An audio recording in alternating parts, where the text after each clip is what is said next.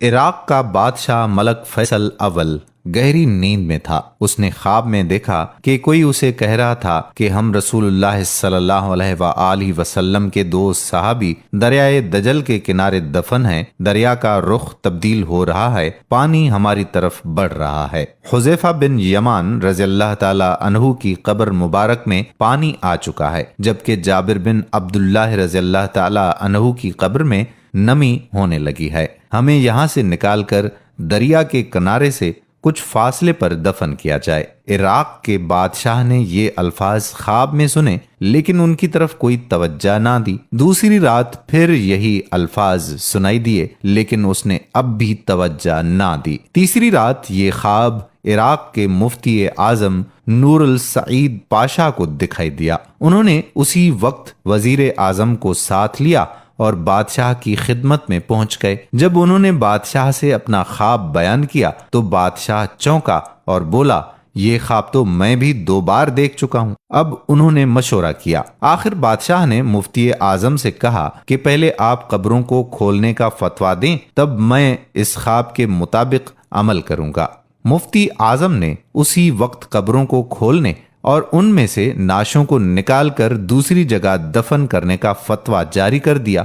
اب یہ فتویٰ اور شاہی فرمان اخبارات میں شائع کر دیے گئے اور اعلان کیا گیا کہ عید قرباں کے دن دونوں اصحاب رسول صلی اللہ علیہ وآلہ وسلم کی قبریں کھولی جائیں گی۔ اخبارات میں جوں ہی یہ خبر شائع ہوئی تو دنیا اسلام میں بجلی کی طرح پھیل گئی۔ اخبارات کی دنیا اس خبر کو لے اڑی، اور مزے کی بات یہ کہ یہ حج کے دن تھے۔ تمام دنیا سے مسلمان حج کے لیے مکہ اور مدینہ میں پہنچے ہوئے تھے۔ انہوں نے درخواست کی کہ قبریں حج کے چند روز بعد کھولی جائیں تاکہ وہ سب بھی اس پروگرام میں شرکت کر سکیں۔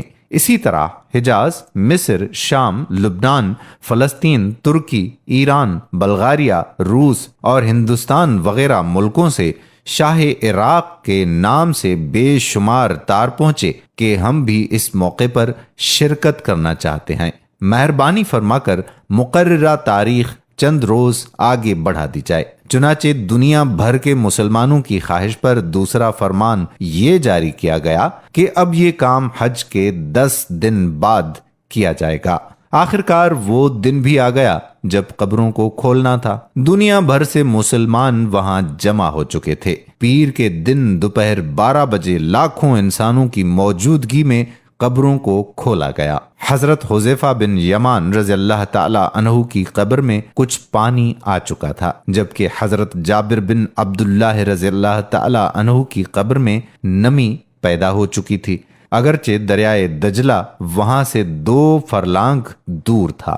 تمام ممالک کے سفیروں، عراقی حکومت کے تمام ارکان اور شاہ فیصل کی موجودگی میں پہلے حضرت حذیفہ بن یمان رضی اللہ تعالی عنہ کی نعش مبارک کو کرین کے ذریعے زمین سے اس طرح سے اوپر اٹھایا گیا کہ ان کی نعش کرین پر رکھے گئے اسٹریچر پر خود بخود آ گئی۔ اب کرین سے اسٹریچر کو الگ کر کے شاہ فیصل، مفتی اعظم، وزیر جمہوریہ ترکی اور شہزادہ فاروق ولی عہد مصر نے اسٹریچر کو اپنے کندھوں پر اٹھایا اور نہایت احترام کے ساتھ ایک شیشے کے تابوت میں رکھ دیا۔ پھر اسی طرح سے حضرت جابر بن عبداللہ رضی اللہ تعالی عنہ کی نعش کو نکالا گیا۔ دونوں نعشوں کے کفن بالکل محفوظ تھے، یہاں تک کہ داڑھی مبارک کے بال بھی صحیح سلامت تھے۔ نعشوں کو دیکھ کر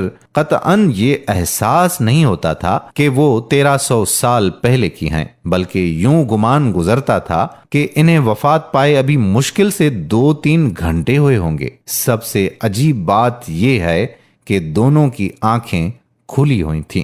ان میں اس قدر تیز چمک تھی کہ دیکھنے والے ان آنکھوں میں آنکھیں ڈال کر دیکھ نہ سکے۔ بڑے بڑے ڈاکٹر یہ منظر دیکھ کر دنگ رہ گئے۔ سچ ہے کہ محمد صلی اللہ علیہ وآلہ وسلم کے غلاموں کا کفن میلا نہیں ہوتا۔ جو چینل پہ نئے ہیں وہ چینل کو سبسکرائب کیجیے اور بیل کے بٹن کو کلک کیجیے تاکہ ہر نئی آنے والی ویڈیو آپ تک پہنچ سکے، اور لائک شیئر کرنا مت بھولیے گا. دعا میں یاد رکھیے گا. اللہ حافظ.